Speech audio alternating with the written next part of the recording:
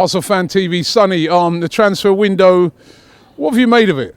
It's been strange. You know, Ozil signing a new deal, Giroud going to Chelsea, and the big one, Aubameyang, being confirmed as signing for Arsenal. We started off with like a car boot sale, you know, how many fringe players we could get out. Trouble with Arsenal, all the fringe players they had on big wages and low transfer fees. So it's obvious that the board haven't gave them no money because they've had to ship out 6 players with last season as well to get 4 in. So obviously there's something going wrong there. Conke's not putting money in his pocket, and Gazidis is doing what he needs to do now with a new structure.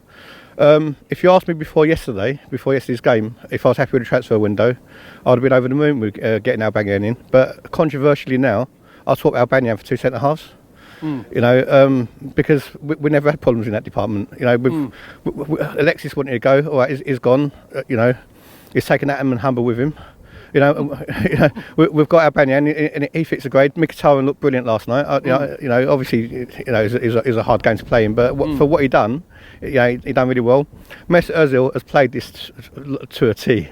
You know, that guy's team are very smart. You know, let Sanchez take the flak. Saw who was going to come in. He's got himself 350 grand. Good luck to him. He's not worth it. He's played well this season. You know, I mean, if you look on it, right, if he had been playing poorly this season, we'd all be moaning it. But he's been, I'd say, arguably been the best player on the pitch. Even last night, in a very poor game, and he worked his best. But he's the only person I could look at last night and say, it looks like he, at any time, might make something happen. And it's going to be vitally important to keep a player like that. Oh, without a doubt. I mean, the only quality ball what came in yesterday came in from Ozil. I mean, for the goal. Yeah, I mean, Ozil by far, you know, he's been our best. You know, apart from Nacho Monreal, he's been our best player. If he's on 300 grand a week, 350 grand a week, good luck to him. It's not my money. I don't care. Yeah. You know. And you're going to have to pay these sort of money if you're going to keep this quality of player, aren't you? Yeah, most definitely. And you know, if Arsenal are going to now turn the corner, they're going to have to start paying these type of wages. You know. I mean, when you think about it, it's a statement as well by Arsenal in that they are willing to pay the very high wages for these type of players, because 350 grand a week, I mean, that's more than most players in this league are on. I mean, that must put him in the top 5 earners of any club in the Premier League. I think it's worth it. But can you imagine in this transfer window if we lost Sanchez and Ozil? You know, TalkSport would have had a field day. You know, Adrian Dowan tweeted me earlier, and he turned around and said, you know, Ozil's in his comfort zone. That's the only reason he's staying at Arsenal. But he would have been the first person to jump on the bandwagon if Ozil left. Yeah. So our forward line, you know, is devastating. I think they're up there with the best in Europe. You know, no one can deny that. The thing is though, the players I would have sold Ramsey, and I would have sold Welbeck. They've only got a year left on their contract. That they haven't renewed. I can't see where either one of them are going to get in the team.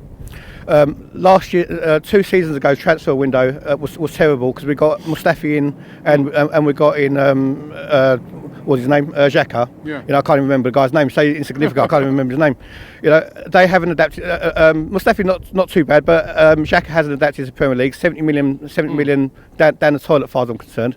How they haven't addressed a CDM and you know, maybe the summer.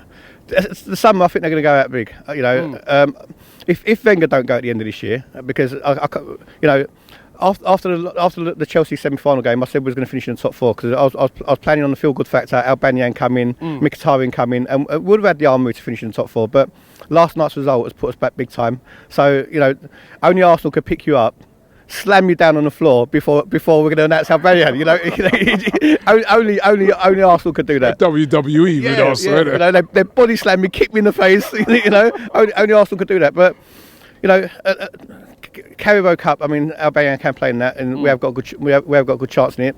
Very important though. Our season depends on the Europa League now. You know, they've got to do what Man United done last season. They've got to forget about the Premier League now, and they've got to focus all their attentions on the Europa League, and we've got to try and get in through the back door really.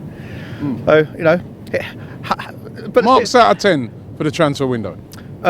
Even though we haven't addressed the defensive issue, if we beat Swansea yesterday, no one would have been talking about defence. You know, or they would have been, but not as much.